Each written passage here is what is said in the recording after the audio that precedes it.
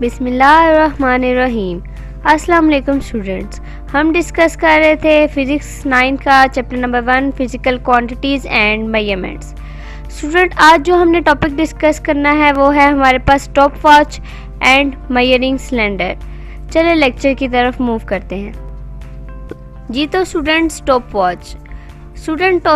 Watch जो सी है हमारे पास क्या इंस्ट्रूमेंट है, ये किस चीज़ के लिए यूज़ होता है, ये अब हम डिस्कस करेंगे। लेकिन उससे पहले आपको ये बात याद कराना ज़रूरी है कि हमने पढ़ा था कि टाइम एक फ़िज़िकल क्वांटिटी है और चूँकि हर फिज़िकल क्वांटिटी मेजर की जा सकती है, नापी जा सकती है, इस तरह टाइम को भी मेजर किया जा सकता है, इसको भी नापा जा सकता है।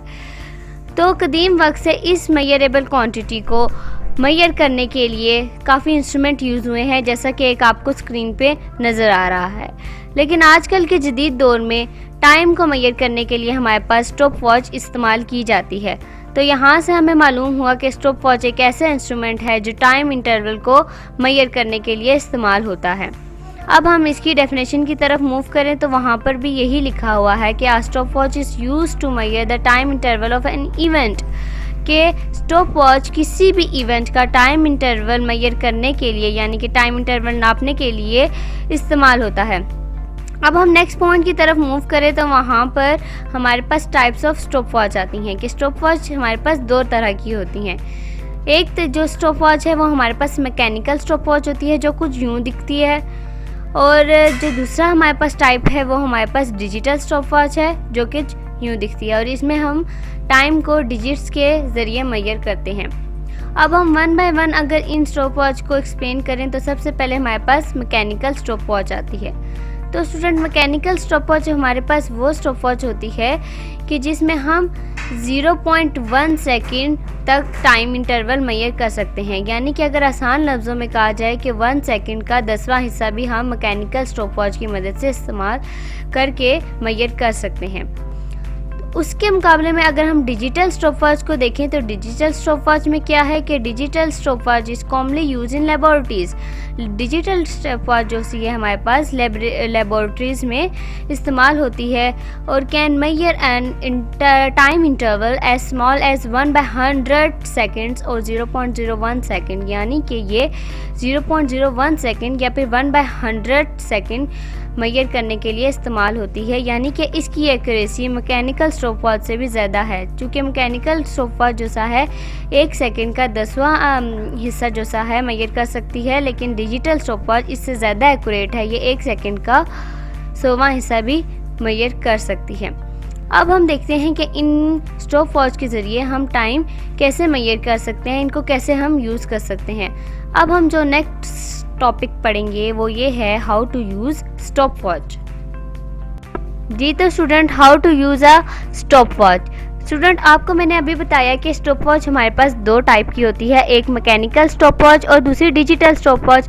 तो इस पे डिपेंड करता है कि टाइप कौन सी है, तो उस टाइप को मद्देनज़र रखते हुए हम ये देखेंगे कि उनके यूज़ करने का तरीका क्या है।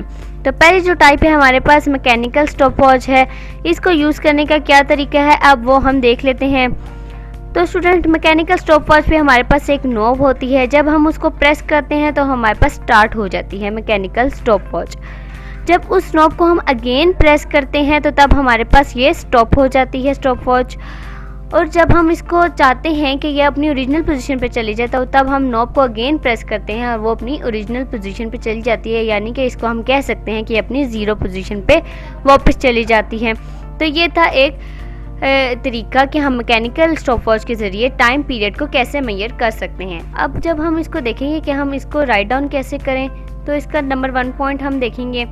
इस पॉइंट में ये लिखा हुआ है कि जब हम नॉब को प्रेस करते हैं तो ये हमारे पास जो स्टॉप वॉच है, जब हम इसको प्रेस करते हैं तो ये हमारे पास स्टॉप वॉच को, मैकेनिकल स्टॉप वॉच को पावर देती है, और यही नॉब हमारे लिए स्टार्ट, स्टॉप और यहाँ तक के रीसेट बटन के लिए भी इस्तेमाल की जा सकती है।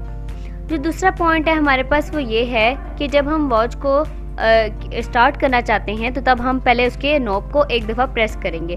अब जब हम चाहते हैं कि टाइम इंटरवल हमने जितना मेजर करना था उतना हमने मेजर कर लिया है, अब हम चाहते हैं कि स्टॉप वॉच हमारे पास बंद हो जाए, तो तब हम क्या करेंगे, तब हम नॉब को अगेन प्रेस करेंगे।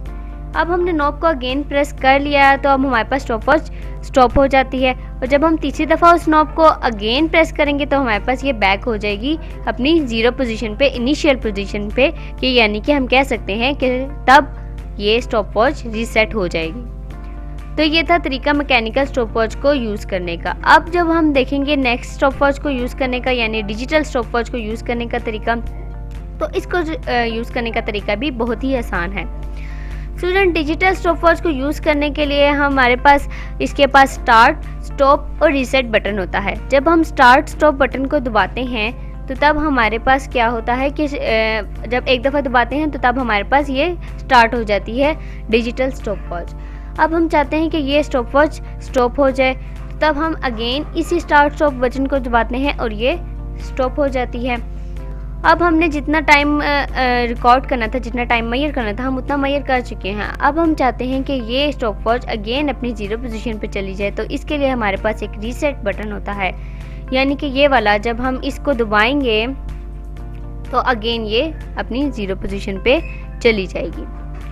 तो स्टूडेंट, इसको भी इसी तरीके से इसके स्टार्ट स्टॉप बटन और रीसेट बटन को इस्तेमाल करते हुए इसको यूज़ किया जाता है टाइम मेजर करने के लिए। तो इसके नंबर 1 पॉइंट को अगर हम देखें तो उसमें ये लिखा हुआ है कि ये डिजिटल स्टॉप वॉच जो है टाइम इंटरवल को जब मेजर करना चाहते हैं हम इस डिजिटल स्टॉप वॉच की मदद से, तो तब हम स्टार्ट या स्टॉप बटन को प्रेस करते हैं। यानी कि यह एक ही बटन है जो इस डिजिटल स्टॉप वॉच को स्टार्ट करने के लिए भी इस्तेमाल होता है और इसी स्टॉप वॉच को स्टॉप करने के लिए भी इस्तेमाल होता है। तो स्टूडेंट, जब हम इस स्टार्ट या स्टॉप बटन को वंस टाइम पे, यानी कि पहली दफ़ा प्रेस करेंगे तो ये स्टार्ट हो जाएगी डिजिटल स्टॉप वॉच। जब हम इसको दूसरी दफ़ा प्रेस करेंगे तो ये स्टॉप हो जाएगी, और जब हम इसको रीसेट करना चाहते हैं तो हम रीसेट के बटन को प्रेस करेंगे और ये स्टॉप वॉच हमारे पास अगेन रीसेट हो जाएगी। स्टूडेंट, यही आपके लास्ट पॉइंट में भी लिखा हुआ है। अब हम डिस्कस करेंगे नेक्स्ट इंस्ट्रूमेंट, जो कि है हमारे पास मेजरिंग सिलेंडर। जी तो स्टूडेंट, मेजरिंग सिलेंडर हमारे पास एक ऐसा इंस्ट्रूमेंट होता है जो किसी भी लिक्विड का या किसी भी पाउडर सब्सटेंस का हमारे पास वॉल्यूम मेजर करने के लिए इस्तेमाल होता है, और जो कुछ इस तरह का दिखता है।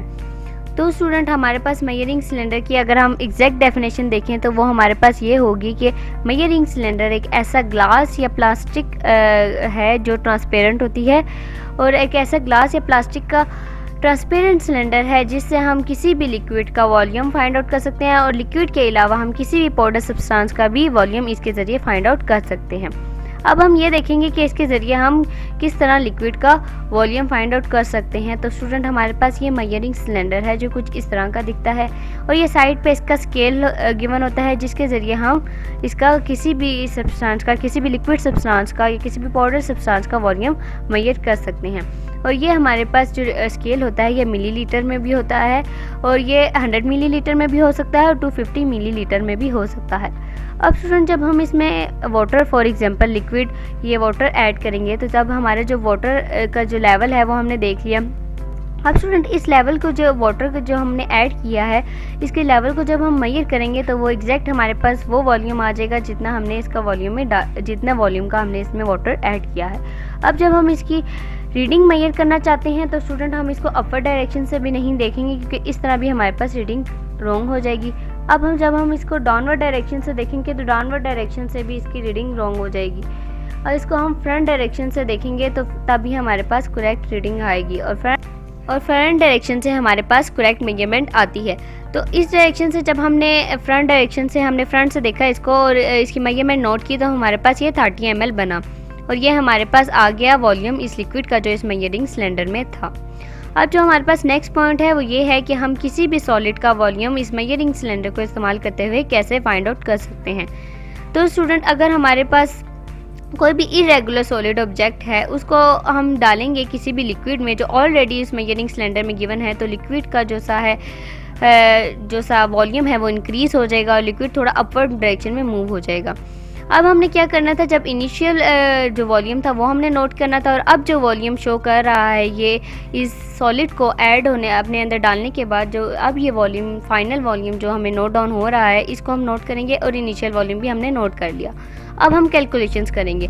स्टूडेंट, जब हमने सॉलिड को नहीं डाला था तो तब हमारे पास जो वॉल्यूम आ रहा था वो 15 ml था इस लिक्विड का, और जब हमने सॉलिड ऑब्जेक्ट को डाल दिया इस वाटर में तो तब अब इसका वॉल्यूम चेंज होकर 35 ml बन गया है। अब हमने ये मालूम करना है कि इस सॉलिड ऑब्जेक्ट का वॉल्यूम कितना है।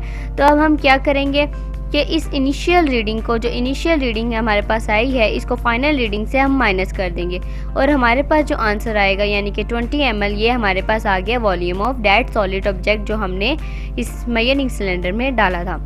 और इस पूरे तरीकों को हम डिफरेंशियल मेथड कहते हैं, जिसके ज़रिए हम किसी भी सॉलिड का वॉल्यूम फाइंड आउट कर सकते हैं। और यही कुछ आपके इस पॉइंट में लिखा है कि अगर हम किसी इरेगुलर शेप के सॉलिड को, जो कि वाटर में, जो कि लिक्विड में इनसॉल्युबल है, सॉल्युबल नहीं है, उसके वॉल्यूम को हम फाइंड आउट कर सकते हैं बाय डिस्प्लेसमेंट मेथड। और जो मेथड अभी मैंने आपको एक सारा एक्सप्लेन किया, इसको हम डिस्प्लेसमेंट मेथड कहते हैं। इस मेथड के ज़रिए हम किसी भी रेगुलर शेप के सॉलिड ऑब्जेक्ट का वॉल्यूम मेजर कर सकते हैं।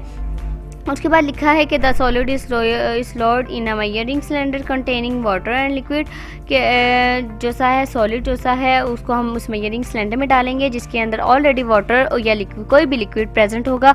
उसके बाद जब हम उस जो सा है उसको डालेंगे सॉलिड ऑब्जेक्ट को उस मेजरिंग सिलेंडर में, तो हमारे पास जो सा है लेवल जो सा है वाटर का रेज अप हो जाएगा। हमने इनिशियल और फाइनल रीडिंग्स दोनों को मेजर कर लिया है और जब हम इनका डिफरेंस लेंगे तो तब हमारे पास आ जाएगा volume of a given solid object. तो स्टूडेंट, ये हमारे पास तरीका था कि हम किसी भी सॉलिड ऑब्जेक्ट का वॉल्यूम मेजरिंग सिलेंडर को इस्तेमाल करते हुए फाइंड आउट कर सकते हैं। तो स्टूडेंट, आज हमने डिस्कस किया है stop watch, type of stop watch and mechanical stop watch, digital stop watch, और लास्ट में हम डिस्कस किया है मेजरिंग सिलेंडर। स्टूडेंट, मुझे उम्मीद है आज का लेक्चर आपको समझ आ गया होगा। आपसे मुलाकात होती है अब नेक्स्ट लेक्चर में। तब तक के लिए अल्लाह हाफिज़।